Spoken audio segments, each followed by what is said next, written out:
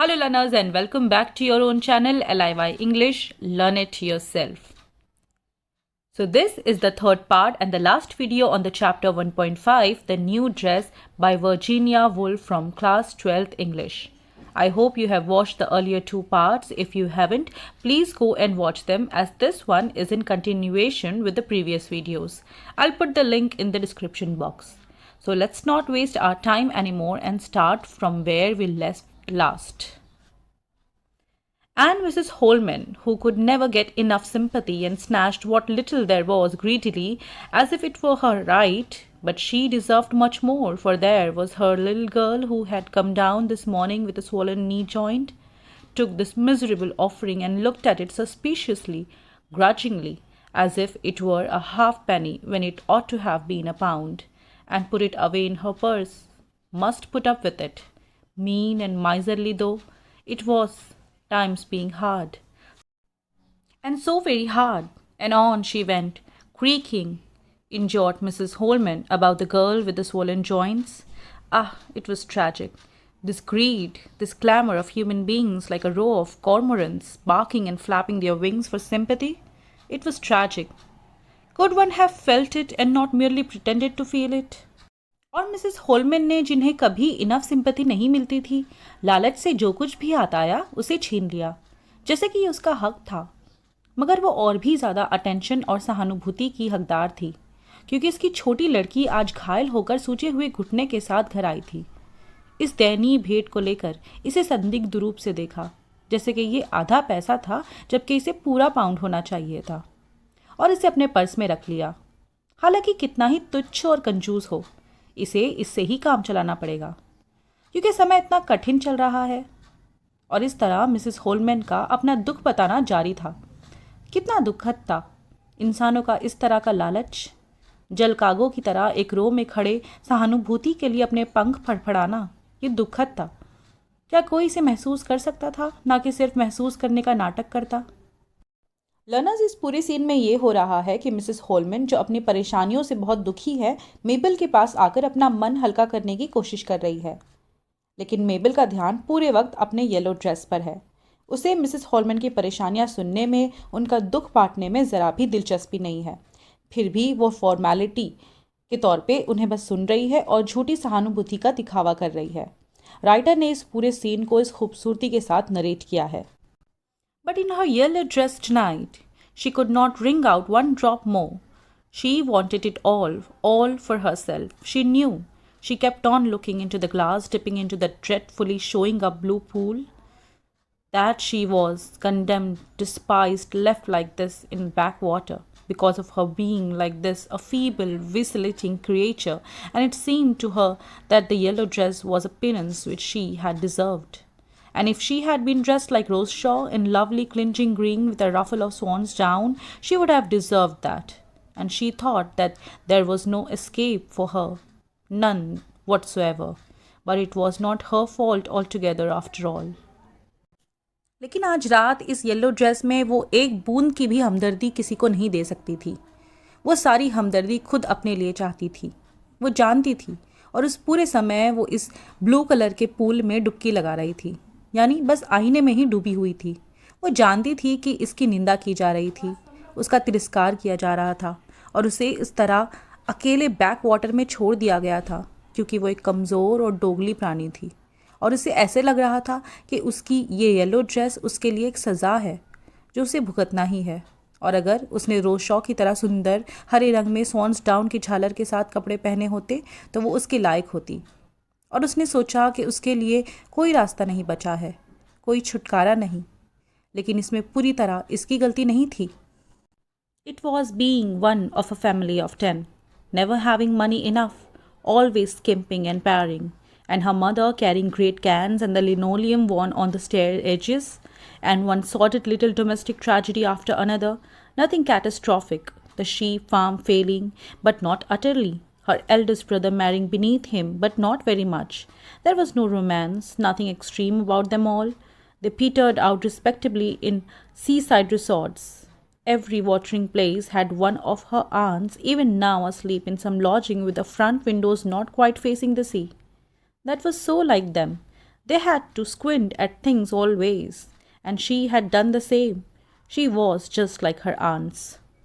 इसकी वजह थी इसके 10 लोगों वाली बड़ी फैमिली से होना, कभी भी पर्याप्त पैसे ना होना, हमेशा कंजूसी और कटौती से गुजारा करना, उसकी माँ का गुजारा करने के लिए खूब मेहनत करना, उनके घर के सीढ़ियों के किनारे पर से लिनोलियम की परत का ख़राब हो जाना, और एक के बाद एक कोई ना कोई घरेलू ट्रेजेडी होना, कोई खास विनाशकारी नहीं, बस जैसे उनके शीप फार्म का बिजनेस का फेल हो जाना, पूरी तरह से नहीं, उनके सबसे बड़े भाई का अपने से नीचे क्लास यानी वर्ग में शादी करना, कुछ ज़्यादा नीचे नहीं, उसमें कोई रोमांस नहीं था। इन सब लोगों के बारे में कुछ भी एक्सट्रीम यानी चरम नहीं था। अपने हालातों से घटते हुए गिरते हुए सामान पूर्वक वो लोग सी साइड रिजॉर्ट तक आ गए थे। हर जल स्थल में उनकी कोई ना कोई आंट्स अब भी किसी लॉजिंग में सो रही थी, जिसके सामने की खिड़कियां समुद्र की ओर नहीं खुलती थी। इन लोगों के साथ हमेशा ही ऐसा होता था, उन्हें हमेशा हर चीज़ पर ध्यान देना पड़ता था। उसने भी ऐसा ही किया था, वो बिल्कुल अपनी आंट्स की तरह थी। For all her dreams of living in India, married to some hero like Sir Henry Lawrence, some empire builder, still the sight of a native in a turban filled her with romance. She had failed utterly. She had married Hubert with his safe, permanent underling's job in the law courts, and they managed tolerably in a smallish house without proper maids and hash when she was alone or just bread and butter. But now and then Mrs. Holman was off, thinking her the most dried up, unsympathetic trick she had ever met. Absurdly dressed too, and would tell everyone about Mabel's fantastic appearance. Now and then thought Mabel wearing, left alone on the blue sofa, punching the cushion in order to look occupied, for she would not join Charles Burt and Rose Shaw chattering like magpies and perhaps laughing at her by the fireplace.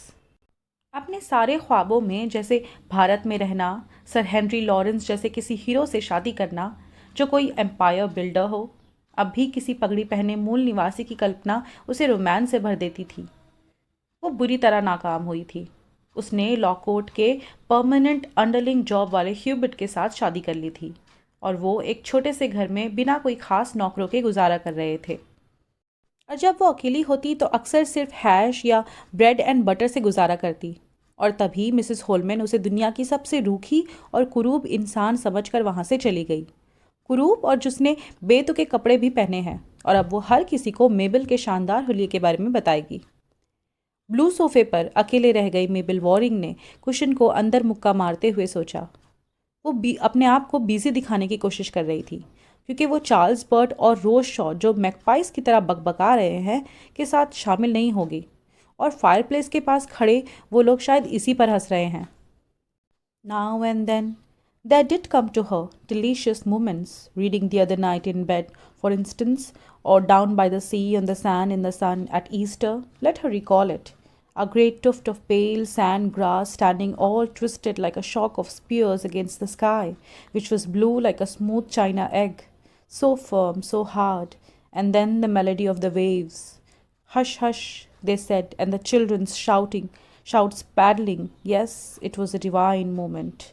And there she lay, she felt in the hand of the goddess, who was the world, rather a hard hearted but very beautiful goddess. A little lamb laid on the altar. One did think these silly things, and it didn't matter so long as one never said them. कभी कभी उसे अच्छे पल भी मिलते थे, जैसे उस रात बेड पर उसका बुक रीड करना, या समंदर किनारे धूप में रेत पर ईस्टर के मौके पर। उसे ये ठीक से याद करने दो। पीली रेत पर घास का एक बड़ा गुच्छा, जो चीन के अंडे की तरह चिकने नीले आसमान के खिलाफ भाले की तरह मुड़े हुए खड़ा था, जो कितना मजबूत था। और फिर लहरों की धुन, और फिर हश हश। उन लोगों ने पैडलिंग करते चिल्लाते बच्चों को चुप कराने की कोशिश की। हाँ, वो एक दिव्य क्षण था। वहाँ लेटे और उसने ऐसे महसूस किया कि वो किसी देवी के हाथों में है। ये देवी जो दुनिया थी, जो ज़्यादा कठोर दिल मगर बहुत सुंदर देवी थी। वेदी पे रख एक छोटी भेड़। लनस ये सारी सोचें जो है वो मेबल के मन में चल रही हैं। और ये जो ब्रैकेट्स में लाइंस है वो ऑथर की है, जो कहती है कि अक्सर हमारे दिमाग में ऐसी अजीब सोचें चलती रहती हैं, और जब तक हम उसे अपने तक ही रखते हैं और किसी को बोलते नहीं हैं, तब तक क्या फ़र्क पड़ता है। And also with Hubert, sometimes she had quite unexpectedly carving the mutton for Sunday lunch for no reason, opening a letter, coming into a room, divine moments, when she said to herself, for she would never say this to anybody else, this is it, this has happened, this is it. And the other way about it was equally surprising, that is, when everything was arranged, music, weather, holidays, every reason for happiness was there. Then nothing happened at all. One wasn't happy. It was flat, just flat. That was all. Her wretched self again, no doubt. और ह्यूबिट के साथ भी कभी कभी अप्रत्याशित रूप से Sunday lunch के लिए मटन की नक्काशी करना, बिना किसी कारण के, एक लेटर खोलना, एक कमरे में आना, डिवाइन मोमेंट्स, जब उसने खुद से कहा, क्योंकि वो कभी किसी और से ये नहीं कहेगी, this is it, this is happened, this is it.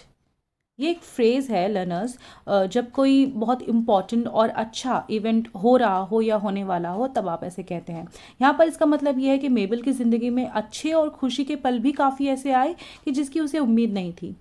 तो वहीं दूसरी तरफ कुछ ऐसे पल थे जो इतने ही सरप्राइजिंग थे, यानी जब सब कुछ अरेंज किया जाता था, जैसे म्यूज़िक, वेदर, हॉलीडेज़, खुशी की हर वजह मौजूद थी। और कई बार ज़िंदगी में काफ़ी ऐसे डल मोमेंट्स भी थे जो बिल्कुल सपाट थे और कुछ भी नहीं था, वो खुश नहीं थी, कोई ख़ास खुशी की वजह नहीं थी, बस वो खुद थी अकेले, मनहूस, और इसमें कोई शक नहीं।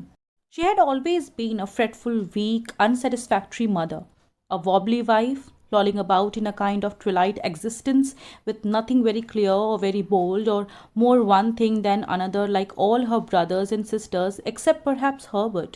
They were all the same, poor water-weaned creatures who did nothing. Then, in the midst of this creeping, crawling life, suddenly she was on the crest of a wave. That wretched fly. Where had she read the story that kept coming into her mind about the fly and the saucer? Struggled out. Yes, she had those moments, but now that she was 40, they might come more and more seldom. वो हमेशा एक चिड़चिड़ी माँ, कमज़ोर और unstable पत्नी रही थी, जो अपने सभी भाइयों और बहनों की तरह सिवाय हर्बर्ट के न बहुत साफ और न बहुत बोल्ड थी। वो एक से बढ़कर एक चीज़ के साथ एक तरह की गोधुली अस्तित्व में घूम रही थी। वे सब ही, सबके सब गरीब जल जंतु थे जिन्होंने कुछ नहीं किया। फिर इस रेंगती घसीटती जिंदगी के बीच अचानक वो एक लहर के शिखर पर थी, वही मनहूस मक्खी। उसने ये कहानी कहाँ पढ़ी थी जो उसके दिमाग में अक्सर आती रहती है, मक्खी और सौसर के बारे में? उसने सोचने की कोशिश की। हाँ, उसे अक्सर ऐसे पलों का सामना करना पड़ता, लेकिन अब जबकि वो 40 की हो गई थी, इसे ऐसे पल और भी ज़्यादा आएंगे। By degrees she would cease to struggle anymore, but that was deplorable. That was not to be endured. That made her feel ashamed of herself. She would go to the London Library tomorrow. She would find some wonderful, helpful, astonishing book, quite by chance a book by a clergyman, by an American no one ever heard of. She would walk down the Strand and drop accidentally into a hall where a miner was telling about the life in the pit. And suddenly she would become a new person. She would be absolutely transformed. She would wear a uniform. She would be called Sister Somebody. She would never give a thought to clothes again. दर्जों में शायद वो इस तरह struggle करना बंद कर देगी, लेकिन ये निंदनीय है, इसे बर्दाश्त नहीं किया जाएगा। इसे अपने आप पर शर्मिंदगी महसूस हुई। वो कल ही लंदन लाइब्रेरी जाएगी। शायद उसे कुछ अद्भुत, हेल्पफुल, एस्टोनिशिंग बुक मिल जाए जो बाय चांस एक पादरी द्वारा या एक अमेरिकन द्वारा लिखी गई हो, जिसके बारे में किसी ने सुना भी ना हो। और स्ट्रांड के रास्ते पर चलते चलते शायद गलती से वो एक हॉल में गिर जाए जहाँ एक माइनर खान यानी गड्ढे में जीवन के बारे में बता रहा हो, और वो एकदम से एक नई इंसान बन जाए, वो पूरी तरह से बदल जाए और एक यूनिफॉर्म पहन ले और उसे सब कोई सिस्टर कहकर बुलाए, और फिर वो दोबारा कभी कोई कपड़ों के बारे में नहीं सोचेगी। And forever after, she would be perfectly clear about Charles Bird and Miss Millen and this room and that room, and it would be always, day after day, as if she were lying in the sun or carving the mutton. It would be it. So she got up from the blue sofa, and the yellow button in the looking glass got up too, and she waved her hand to Charles and Rose to show them she did not depend on them one scrap, and the yellow button moved out of the looking glass, and all the spears were gathered into her breast as she walked towards Mrs. Dalloway and said good night. But it's too early to go, said Mrs. Dalloway, who was always so charming. I'm afraid I must, said Mabel Waring. और हमेशा के लिए वो Charles Burt और miss मिलन और इस कमरे और उस कमरे के बारे में पूरी तरह स्पष्ट हो जाएगी, और ये हर रोज़ के लिए, हमेशा के लिए होगा, मानो वो धूप में लेटी हो या मटन तराश रही हो। ये हमेशा के लिए होगा। तो इस तरह वो नीले सोफे से उठी और इस तरह आईने का येलो बटन भी उठ गया, और उसने चार्ल्स और रोज़ को हाथ दिखाया, ये जताने के लिए कि वो उन पर एक पैसे के लिए भी निर्भर नहीं है। और इस तरह येलो बटन ग्लास से बाहर निकल गया और सारे भाले उसके सीने में इकट्ठे हो गए जब वो मिसेस डॉलोवे की तरफ बढ़ी और कहा गुड नाइट। लेकिन अभी जाने के लिए बहुत जल्दी है, मिसेस डॉलोवे ने कहा, जो हमेशा बहुत ही चार्मिंग थी। लेकिन मुझे जाना ज़रूरी है, मेबल वॉर्निंग ने कहा।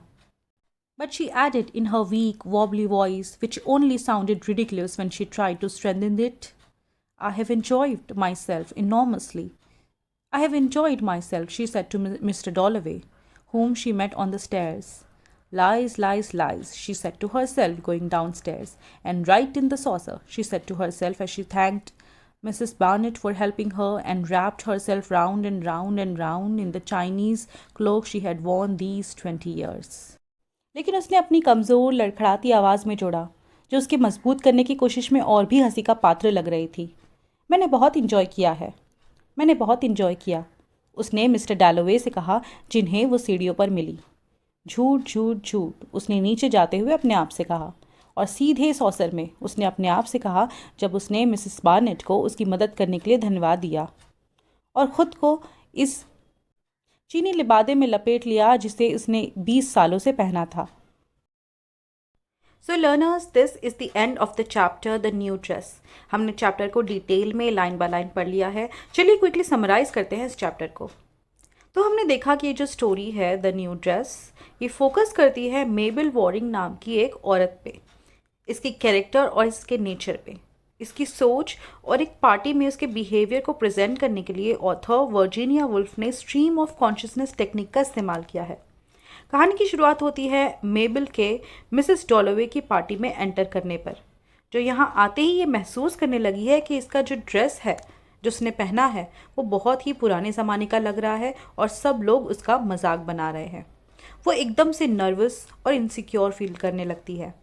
वो इतना सेल्फ कॉन्शियस फील करती है कि वो पार्टी बिल्कुल भी इंजॉय नहीं कर पाती। वो याद करती है कि ड्रेस को बनवाते वक्त इसने सोचा कि वो फैशनेबल तो नहीं हो सकती क्योंकि उसके पास इतने पैसे नहीं थे, तो वो अपनी माँ की पुरानी फैशन बुक निकाल कर इसमें से एक डिज़ाइन का येलो ड्रेस बनवाती है, जिसको लेके वो काफ़ी खुश और एक्साइटेड थी। हर चीज़ उसने खुद प्लान की थी, हर चीज़ उसने खुद ड्रेस मेकर मिस मिलन के साथ डिज़ाइन की थी। जब उसने पहली बार ये तैयार ड्रेस पहन के अपने आप को आईने में देखा था तो वो खुशी से भर गई थी। अपने दिल में उसने अपने ड्रेस मेकर के लिए खूब सारा प्यार और दया की भावना महसूस की। लेकिन यहाँ पार्टी में आते ही वो खुशी, वो दया, वो प्यार, वो एक्साइटमेंट सब कुछ ख़त्म हो गया। यहाँ पर वो सेल्फ टॉर्चर झेल रही थी खुद की ही सोच का। उसे रोज़ शौक ये कहती है कि आपका ड्रेस बहुत अच्छा लग रहा है, तो उसे ऐसा लगता है कि वो उसे सिर्फ उसका मजाक बनाने के लिए कह रही है। हर चीज़ पार्टी में, हर इंसान, उसका छोटा से छोटा बिहेवियर उसे कड़वा और नेगेटिव लगता है, इस हद तक कि आखिर में वो पार्टी छोड़कर चली जाती है। तो लर्नर्स, मेबल वॉरिंग की ये स्टोरी हमें काफ़ी कुछ सिखाती है। सबसे पहले ये कि इतना ज़्यादा हमें नहीं सोचना चाहिए। ओवर थिंकिंग हमारी हेल्थ के लिए बहुत ही इंजूरियस होता है। हमने देखा कि इसकी इतनी पूरी यातना जो वो झेल रही है, जो पूरा टॉर्चर मेबल वॉरिंग जो झेल रही है, वो सब उसके सिर्फ दिमाग में है। उसके साथ ऐसा कुछ भी नहीं हो रहा है, पार्टी में उसका कोई भी मजाक नहीं बना रहा है, वो सिर्फ ऐसे सोच रही है कि उसके साथ ऐसा हो रहा है। तो over thinking is really bad, सबसे पहला सबक। और दूसरा कि वो इतना सब कुछ सोच भी रही है सिर्फ एक ड्रेस को लेके। एक ड्रेस ज़िंदगी में इतना मायने नहीं रखता। एक ड्रेस को लेकर उसने अपनी पूरी ज़िंदगी पे सवाल खड़े कर दिए हैं। वो अपनी पूरी ज़िंदगी अपने दिमाग में रिवाइज़ कर रही है कि कैसे वो हमेशा से बहुत तकलीफ़ें झेल कर बड़ी हुई है, बहुत ज़्यादा अच्छे से लाइफ नहीं जी रही। वो कितना डिसकंटेंट है अपनी लाइफ से, हमें देखने को मिलता है उसकी सोच से। उस देख के पता चलता है कि उसको कितनी सारी शिकायतें हैं, वो कितना डिसकंटेंट है, डिससेटिस्फाइड है अपनी लाइफ से, अपने पास्ट से, अपने प्रेजेंट से, जिसकी वजह से ही वो इतने दुख में और इतनी प्रॉब्लम में है। और सबसे इम्पॉर्टेंट चीज़ कि वो अपनी लाइफ को लेके, अपने आसपास के लोगों को लेके, हर चीज़ को लेके इसलिए इतनी नेगेटिव है कि सबसे पहले वो अपने आप के लिए नेगेटिव है। वो अपने आप के लिए ही बिल्कुल अच्छा नहीं सोचती है। वो अपने आप को ही हमने लाइंस में देखा कितने बुरे बुरे वर्ड सोच के अपने आप को रिफ़र करती है। मतलब वो अपने आप से ही नाखुश है। तो वो जब खुद को ही बिल्कुल पसंद नहीं करती है, अपने आप से ही उसको इतनी शिकायतें हैं, तो कैसे वो दूसरे लोगों पे भरोसा करेगी कि अगर कोई उससे उसकी तारीफ़ कर रहा है तो वो अच्छे मन से कर रहा है या वो सच्ची तारीफ़ कर रहा है। तो सबसे इम्पॉर्टेंट लेसन है ये कि believe in your self, love your self first, be positive about yourself, then only you'll be able to spread the love and positivity around. So that's it for the video. I hope you enjoyed learning this chapter with me. If you did, give this video a thumbs up, share among your friends, and subscribe to the channel. Thank you very much.